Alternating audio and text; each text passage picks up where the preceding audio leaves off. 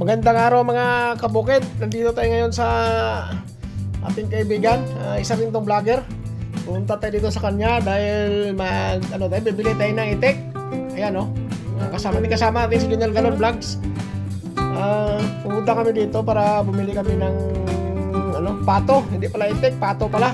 Napakaraming pato dito mga kabukid. Tingnan nyo. Ayan napakaraming pato. Hindi mo akalain na sa ganitong kaliit lang na area, daming pato pala. Yung kaibigan natin dito, mahilig din siya mag-alaga ng pato at saka manok. Kung makikita nyo mga kabukid, mayroon ding mga Rhode Island Red na manok. Pinapaitlog niya. Ito, tinan mo, lalaki ng pato. Ito yung mga Rhode Island niya mga kabukid, lalaki. Yan, nangitlog na rin yan.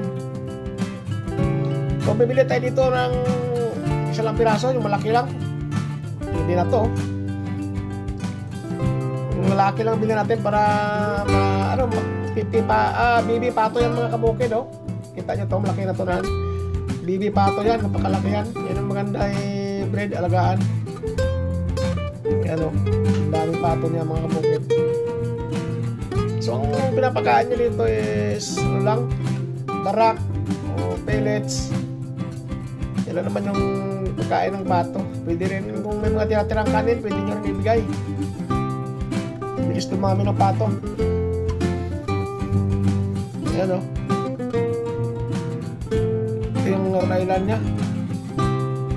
Isa lang itong residential area mga kabukid, pero hindi kailangan talaga ng malaking area para sa pag-aalaga ng pato. Ayan tahimik lang sila dahil busog. Mahigit sa bilang ulit ng mga kabukid, mahigit 100 piraso kasi meron pa doon sa loob. Ano kaya magandang luto nito mga kabukid, I-comment nyo lang dyan mga kabukid kung anong magandang luto nito. Dahil hindi kami expert sa nito, luto. 1 piraso lang namin bilhin dito, yung malaki-laki. Maraming karne na to. Siguro mahigit 2 kilo na to siguro yung 1 piraso nito. Malaki ayan lalaki ng kasi yung mga babae mga kabukid nalanganin pa, so goods yung 1 piraso na lalaki. Mahilig din pala yung kaibigan natin dito gawa mag-alaga.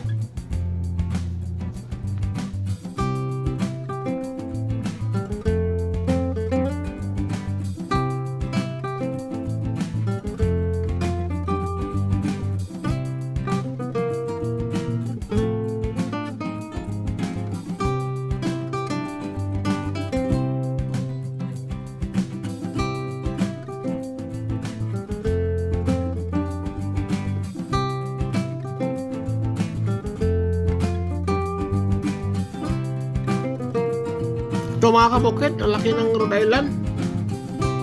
Yung rooster na Rhode Island, ang laki 1 piraso yung lalaki, tapos mayroon siyang mga inain ng Rhode Island na initlog na rin. Ito ang laki ng pato, lalaki ito. Yan, bilis na dumami. So maganda yung area niya mga kabukid dahil may tubig siya Meron silang pinapaliguan kung mainit yung panahon. Umuulan naman doon sa loob, marami pa doon sa loob. Maraming pato.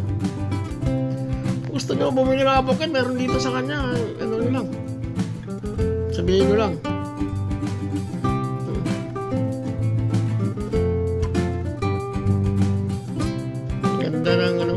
Gandang tingnan pag marami. Yan mga itlog pa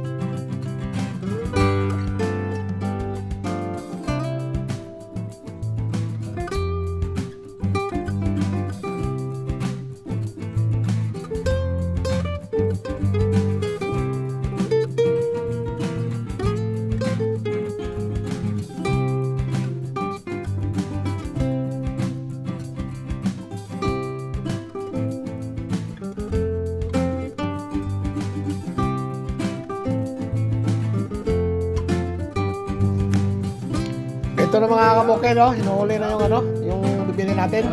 Malaki-laki ito na ano, malaki-laki ito na lalaki na pato. 3 kilo siguro.